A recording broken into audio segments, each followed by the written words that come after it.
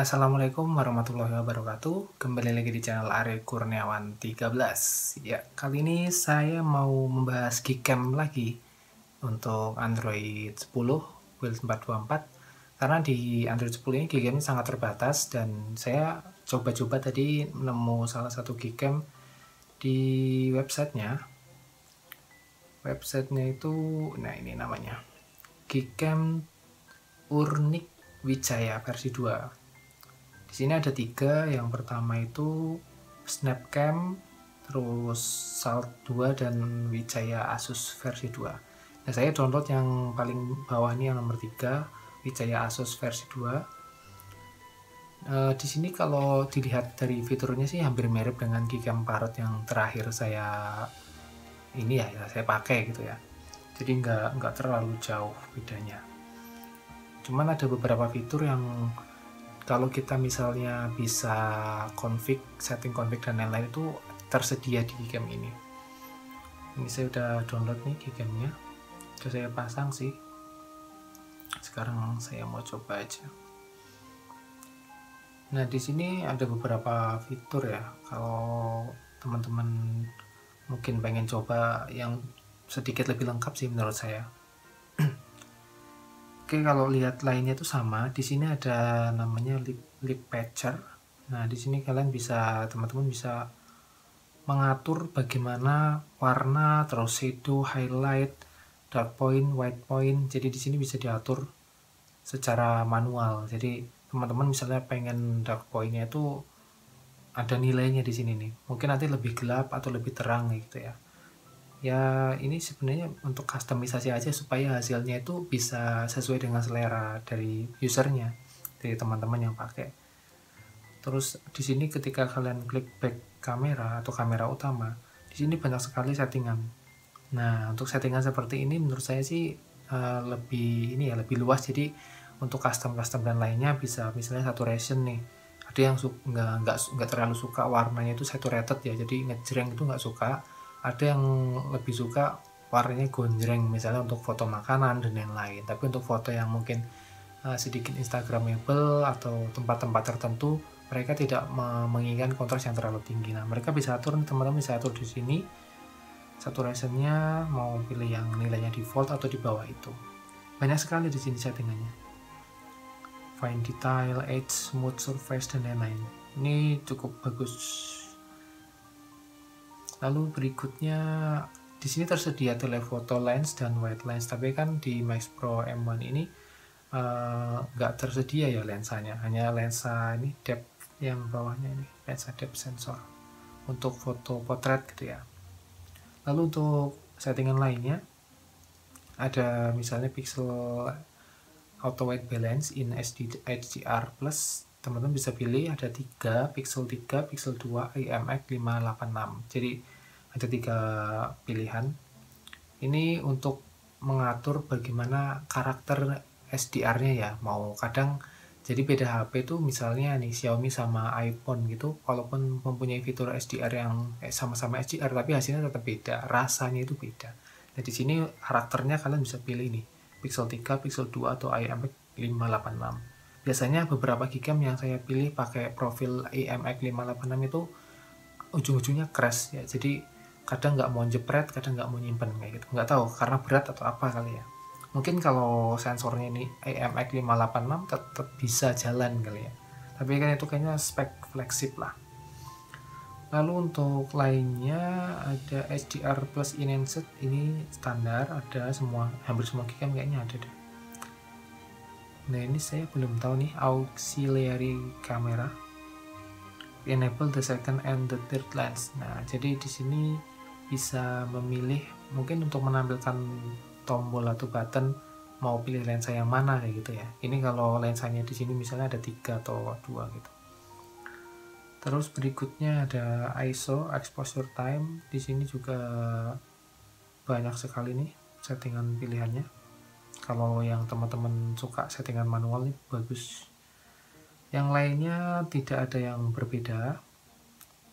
Nah, untuk foto atau back kamera teman-teman bisa pilih stylenya mau pixel 4, 4XL, 3 dan lain-lain. Jadi di sini ada beberapa profil. kamera depan juga tersedia, mau ganti profilnya yang mana. Ke bawah untuk video ini bisa pilih bitrate. Bitrate sih kalau saya pilih otomatis, kalau terlalu tinggi juga nanti berat videonya. 4K, timelapse, stabilisasi video tersedia. Nah ini config nih. Saya belum pernah pakai ya, mungkin teman-teman jauh lebih tahu bagaimana cara menggunakan config ini. Tapi di sini di webnya itu tersedia untuk yang suka mengkonfig. Di sini ada nih, this version support XML configs. Jadi kalau teman-teman yang suka style atau settingan-settingan dari orang-orang yang menganggap itu adalah settingan terbaik, ini di sini bisa disetting kayak gitu. Nah nanti saya langsung coba aja nih Gcam-nya. Nah ini kalau di kamera ini kan saya pakai screen recording nih. Di sini cukup gelap kalau di layar, tapi ketika misalnya saya jepret nih, ini pakai mode auto dulu ya. Ini kalau cahayanya kurang baik, fokusnya susah, saya agak terang. Oke ya, ini hasilnya. Ini tanpa mode malam, menurut saya bagus sih hasilnya. Jadi dan ini jepretnya cepat ya, karena kalau yang mode biasa itu kan nggak ngeframe beberapa foto ya, beberapa untuk menyerap cahaya, jadi langsung kejepret langsung jadi. Nah saya mau coba mode malam ini. Coba mode malam. Ini di bawah sini cukup gelap ya, di layar kelihatan. Saya mau coba jepret. Kalau lebih gelap itu lebih lama ambil gambarnya. Nah sekarang kita lihat. Oke, ini ada pendaran dari cahaya lampu ini, jadi nanti saya coba lagi. Ini masih pemrosesan dan cukup lama menurut saya. Jadi untuk pemrosesan ini kalau bisa jangan jepret lagi sebelum proses selesai. Nah ini hasilnya ya. Teman-teman bisa lihat tadi perbedaan antara sebelum dijepret dan sesudah dijepret. Kelihatan banget bedanya. Ini saya mau lebih dalam lagi. Oke, jepret lagi.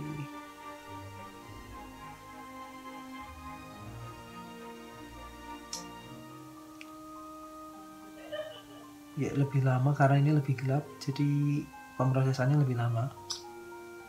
Oke. Ya, wow. Bener-bener gak ada cahaya tadi ya, teman-teman bisa lihat. Menurut saya sih ini keren, jadi kalau hasilnya kayak gini ya enak nih. Tapi belum tahu kalau misalnya foto di malam hari. Ini saya coba lihat, detailnya masih kejaga apa enggak. Masih ya, masih banget loh. Nah saya tadi udah ambil sih sebenarnya yang di luar ruangan. Ini, nah ini deh, ini gelap banget, ini aslinya gelap banget. Ini saya coba ya, saya coba ambil di luar ruangan yang hasilnya itu nanti bagaimana. Nah ini agak berat nih, Gcam ini cukup berat untuk pengoperasian di dalam kameranya nih. Jadi perpindahan dari antara mode malam ke potret ke kamera itu kadang, ini mode potretnya yang menurut saya agak sedikit bermasalah tuh kan, dia force close tapi nggak masalah. Mode potretnya menurut saya cukup berat. Ini saya coba mau ke luar dulu ya.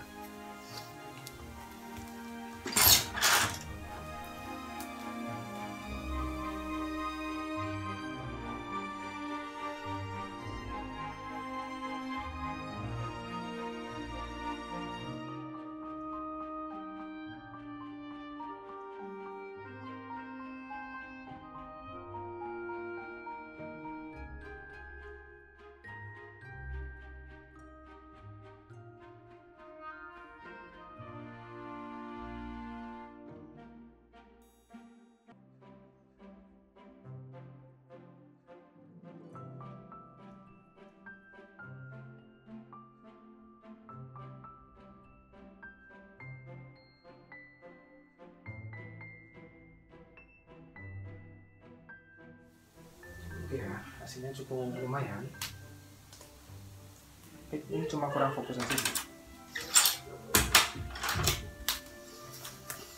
Oke, udah saya coba ambil foto dan hasilnya lumayan. Ini cuma kurang fokus aja. Jadi kekurangannya di Gcam ini tidak bisa untuk titik fokusnya itu, mungkin pakai titik fokus jauh kali ya. Jadi kalau auto itu memang kelemahannya ketika di tempat yang kurang cahaya dia kebingungan. Ini saya coba ambil lagi nih.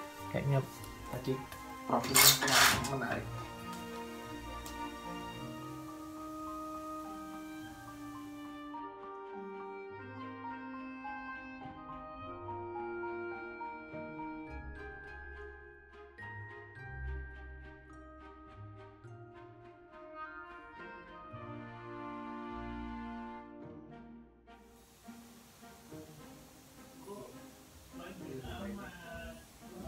Dan saya suka Gcam ini nggak kehijau-hijauan banget. Oke, saya sudah ambil. Nah, ini lebih baik nih. Wow, ini sih oke banget sih menurut saya. Seandainya ini diambil fotonya di jalanan kota walaupun malam, jadi toleransi gelapnya itu nggak kayak tadi ya. Ini kan menurut saya terlalu gelapnya, keterlaluan ya. Kalau misalnya ambil sesuatu foto, seminim-minim itu harus ada cahaya, minimal lampu jalan atau lampu taman gitu ya, supaya komposisinya tetap terjaga dengan baik. Kalau ini menurut saya oke. Jadi warna hijau yang biasanya itu di Gcam Android 8 atau Android 9 cenderung green gitu ya, warna kehijauan di pojok-pojoknya. Kalau ini sih menurut saya enggak. Tadi saya settingannya agak manual, sedikit ngawur sih sebenarnya, cuma saya feeling aja pakainya bagus, kayaknya bagus, dan hasilnya lumayan oke. Dan untuk catatan saya menggunakan varian 664, jadi beda memang sensornya antara yang 664 dengan dua varian lainnya. 664 itu sensor kameranya yang tertinggi ya, jadi ini 16 megapiksel.